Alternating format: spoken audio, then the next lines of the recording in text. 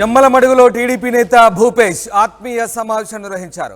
TDP నేతలు, అనుచరులు, కార్యకర్తలు భారీగా తరలివచ్చారు. జమ్మలమడుగులో టీడీపీ అభ్యర్థి పోటీపై డైలమా కొనసాగుతోంది. జమ్మలమడుగు టికెట్ జనసేనకు ఇస్తారంటూ ప్రచారం సాగుతోంది. ఈ నేపథ్యంలో టీడీపీ నేత భూపేష్ ఆత్మీయ సమావేశానికి ప్రాధాన్యత సంతరించుకుంది. భూపేష్కి టికెట్ దక్కకుంటే రాజకీయ సమీకరణాలు మారబోతున్నాయి. ఇండిపెండెంట్గానైనా పోటీ చేయాలని భూపేష్పై అనుచరులు ఒత్తిడి తెస్తున్నారు. ఈ నేపథ్యంలో టీడీపీ నేత భూపేష్ తన అనుచరులు, ఆత్మీయులతో సమావేశం ఏర్పాటు చేసుకున్నారు. దీనికి రాజకీయ ప్రాధాన్యత సంతరించుకుంది. జమ్మలమడుగులో తెలుగుదేశం పార్టీ అభ్యర్థి పోటీ చేయాలని ఆయన అనుచరులు, కార్యకర్తలు తీవ్రంగా ఒత్తిడి తెస్తున్నారు. ఈ నేపథ్యంలో ఆయన పార్టీ అధిష్టానంతో కూడా చర్చించారు. మరోవైపు అంతకు మునుపు జమ్మలమడుగు సీటు పొత్తులో భాగంగా అటు బీజేపీకి కూడా కేటాయిస్తారు ఆదినారాయణ రెడ్డి కంటూ వార్తలు వచ్చాయి. అయితే ఈ సీటు ఇటు బీజేపీకి కానీ అటు జనసేనకు కానీ కేటాయించవద్దంటూ భూపేష్ మొదటి నుంచి కోరుతున్నారు.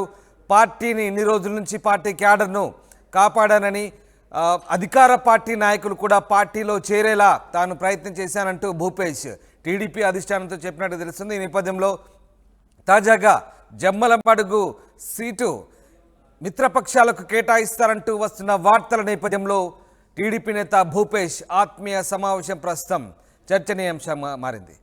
ఇక దీనికి సంబంధించి పూర్తి సమాచారాన్ని మా ప్రతినిధి కిషోర్ అందిస్తారు. జమ్మలమడుగు టికెట్ సందిగ్ధ పరిస్థితి నెలకొంది. ఓ రకంగా పొత్తుల్లో భాగంగా బీజేపీ కేటాయిస్తారంటూ కూడా ఒక రకంగా పెద్ద ఎత్తున ప్రచారం జరుగుతున్న సమయంలో ఒక్కసారిగా ఇక్కడ కార్యకర్తల్లో కూడా అయోమయ పరిస్థితి నెలకొంది. ఆ అయోమయ పరిస్థితిని తెరదించేందుకు కూడా ఇప్పటికే భూపేష్ జమ్మలమడుగు కేంద్రంగా కూడా వివిధ మండలాలకు సంబంధించినటువంటి కార్యకర్తలతో, నేతలతో కూడా సమావేశం కావడం జరిగింది. ఈ సమావేశంలో ఏ నిర్ణయం తీసుకున్నారు, అసలు ఏంటన్నటువంటి విషయం భూపేష్ రెడ్డిని అడిగి తెలుసుకునే ప్రయత్నం. చెప్పండి, పొత్తులో భాగంగా బీజేపీ కేటాయించాలని ఓవైపు పట్టుబడుతున్నారు, మరోవైపు మీరు కూడా టికెట్ ఇప్పటికే మీ పేరును ప్రకటించారు చంద్రబాబు, ఎలా చూడొచ్చు?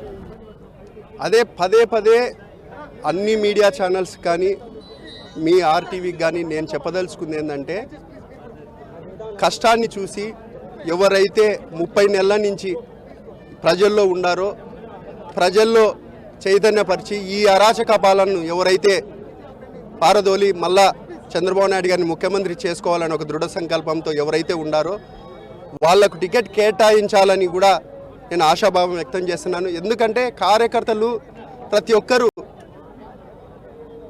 వాళ్ళ నిర్ణయాన్ని కూడా నాకు ప్రత్యేకంగా పర్సనల్గా చెప్పడం కూడా జరుగుతూ ఉంది. ఎటువంటి పరిస్థితుల్లో మనం పోటీ నుంచి తప్పుకోకూడదు, మనం తెలుగుదేశం జెండాని ఎగిరేయాలని వాళ్ళు చెప్పడం జరుగుతూ ఉంది. కార్యకర్తల నిర్ణయం మేరకే నా భవిష్యత్తు కార్యాచరణ కూడా ఉంటుందని కూడా తెలియజేస్తున్నాను. అంటే మొదటి నుంచి కూడా మీరు పార్టీ కోసం తీవ్రమైన కృషి చేస్తున్నారు. అదేవిధంగా కష్టకాలంలో అంటే ఇక్కడ ఒక రకంగా టీడీపీకి కూడా నేతలు లేని పరిస్థితి, ఒక రకంగా మీ బాబాయ్ అటు టీడీపీ నుంచి బీజేపీలో చేరిన తర్వాత, ఆ తర్వాత మన్నపరెడ్డి కుటుంబం కూడా టీడీపీని వీడిన తర్వాత కష్టకాలం, ఇలాంటి కష్టకాలంలో వెన్నంటి ఉండి పార్టీని నడిపించామని మీరు చెప్తున్నారు. సో మరోవైపు బీజేపీ గట్టిగా పట్టుబడుతుంది. అయితే మీరేమంటున్నా అంటే 3 నెలలు కూడా నేను 3 ఏళ్ళుగా అటు ప్రజల్లోకి వెళ్తున్నాను అంటున్నారు. ఇప్పటికే చంద్రబాబు కూడా టికెట్ విషయంలో స్పష్టత ఇవ్వడం జరిగింది. మొట్టమొదటి టికెట్ ప్రకటించారంటే అది కేవలం జమ్మలమడుగు టికెట్నే ప్రకటించారు. ఇప్పుడు నిర్ణయం మార్పు జరుగుతుందని మీరు ఎలా భావిస్తున్నారు? ఈరోజు తెలుగుదేశం పార్టీ ఏ విధంగా ప్రజా అరాచక పాలన మీద పోరాడుతుందో అందరికీ తెలిసిన విషయమే. ఇదేం కర్మరా లేదా బాదుడు కార్యక్రమం కానీ ఏ కార్యక్రమం మేము చేపట్టినా కూడా ప్రజలకు అవసరాల కోసం, ప్రజల కోసం పనిచేసే పార్టీ తెలుగుదేశం పార్టీ, ప్రజల్లో ఉండే పార్టీ తెలుగుదేశం పార్టీ. అదేవిధంగా చంద్రబాబు నాయుడు గారు 2024లో ముఖ్యమంత్రి అవుతారని ఒక దురుద్దేశంతో ఇబ్బంది పెట్టాలని చెప్పి దొంగ కేసులు పెట్టి లేని కేసులను సృష్టించి జగన్మోహన్ రెడ్డి గారు మన చంద్రబాబు నాయుడు గారిని మా నాయకుడిని జైల్లో పెట్టడం జరిగింది. అప్పుడు పవన్ కళ్యాణ్ గారు ఇది అనైతికము, ఇది దురాలోచన అని చెప్పి చంద్రబాబు నాయుడు గారికి మద్దతు తెలపడము, జైల్లో ఉండంగానే జన సైనికులు పవన్ కళ్యాణ్ గారు నేను తెలుగుదేశం పార్టీతో నడుస్తున్నానని నిర్ణయం తీసుకోవడము శుభపరిణామం. ఆ రోజు నుంచి చంద్రబాబు నాయుడు గారు కానీ పవన్ కళ్యాణ్ గారు కానీ ఒకటే మాట చెబుతున్నారు, ప్రభుత్వ వ్యతిరేక ఓటును చీలకోకుండా ప్రజలో ఉండే పార్టీలను ఏకం చేస్తూ ముందుకు పోవాలని. దాంతో భాగంగా జమ్మలమడుగులో ప్రజల్లో ఉండే పార్టీ తెలుగుదేశం పార్టీ. ఇక్కడ ఎప్పుడు ప్రజల్లో నిత్యం తిరుగుతూ చైతన్యపరుస్తున్న పార్టీ తెలుగుదేశం పార్టీ. మన నియోజకవర్గంలో జన సైనికులు కూడా పవన్ కళ్యాణ్ గారు ఏ రోజైతే మద్దతు తెలిపినారో ఆ రోజు నుంచి నాకు కూడా వెన్నుదండగా ఉండి ముందుకు నడిపిస్తున్నారు.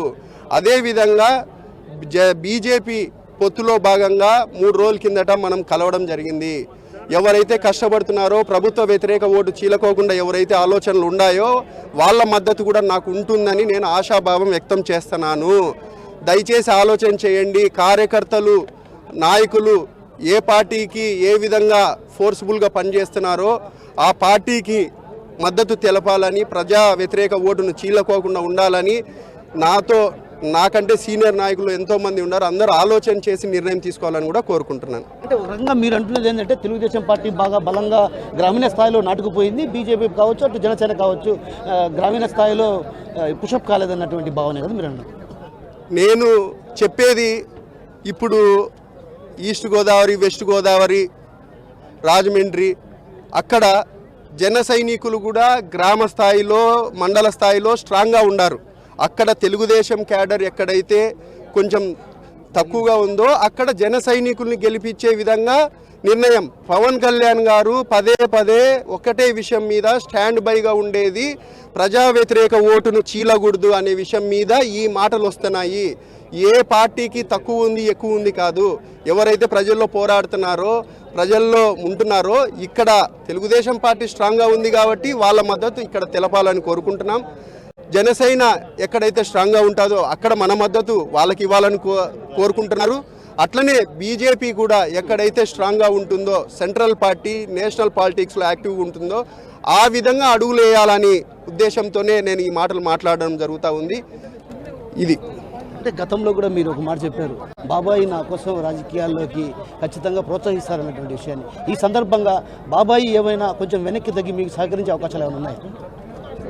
ఇక్కడ ఇంకా పైన అధిష్టానము ఎన్డీఏలో చేరిన తర్వాత ఈ కన్ఫ్యూజన్ స్టార్ట్ అయింది. చంద్రబాబు నాయుడు గారు ఈ తెలుగుదేశం జెండాని జమలమడుగులో ఖచ్చితంగా నాకు ఇస్తారు అని ఆశాభావం ఉంది. దాంతో భాగంగా గతంలో కూడా మా చిన్నాయన దేవుడి కుటుంబం నుంచి భూపేష్ని రాజకీయాల్లో ప్రోత్సహిస్తాను, యువత ముందుకు రావాలనే ఆలోచనతో మా చిన్నాయన కూడా 2-3 సందర్భాలలో చెప్పడం జరిగింది. ఆశాభావం వ్యక్తం చేస్తున్నాను, చిన్నానన్ కూడా నాకు మద్దతు ఇస్తారని చెప్పి. ఎందుకంటే గెలిచే గుర్తు, గెలిచే పార్టీ తెలుగుదేశము. కొన్ని చాట్ల బీజేపీ స్ట్రాంగ్గా ఉంటుంది, అక్కడ తెలుగుదేశం మద్దతు ఇవ్వాలా. కొన్ని చాట్ల జన సైనికులు స్ట్రాంగ్గా ఉంటారు, అక్కడ తెలుగుదేశం మద్దతు ఇవ్వాలా. ఎక్కడైతే జన సైనికులు తెలుగుదేశం స్ట్రాంగ్గా ఉంటుందో అక్కడ జనసేన, బీజేపీ వాళ్ళు మాకు మద్దతు ఇవ్వాలని కోరుకుంటున్నాను. అయితే ఇప్పటికే చంద్రబాబు కావచ్చు, లోకేష్ కావచ్చు, ఇద్దరు కూడా ఏదైతే జమ్మలమడుగు విషయంలో కూడా కొంత బీజేపీకి ఇవ్వడానికి నిరాసక్తి చూపుతున్నారు. అయితే మీ చిన్నాన్నగారు ప్రత్యేకించి ఏదైతే కేంద్రంలో ఉన్నటువంటి పెద్దలతో ఒత్తిడి తెస్తున్నారన్నటువంటి భావనలు వ్యక్తం అవుతుంది. ఎలా చూడొచ్చు? భావన అది ఇప్పుడు స్టాండర్డ్గా బయటికి వచ్చి వ్యక్తపరచలేదు. ఆడ 4 గోడల మధ్య ఏం జరుగుతుందో మనకు తెలియదు కాబట్టి ఊహించి మాట్లాడడం కూడా పద్ధతి కాదు.